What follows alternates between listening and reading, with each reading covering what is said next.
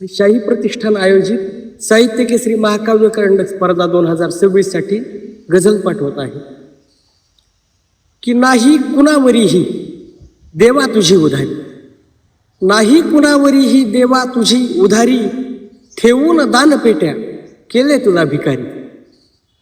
मंदिर बांधल्यावर प्रस्ताव एक आला, मंदिर बांधल्यावर प्रस्ताव एक आला, मी कास्तकार आहे चालेल का पुजारी.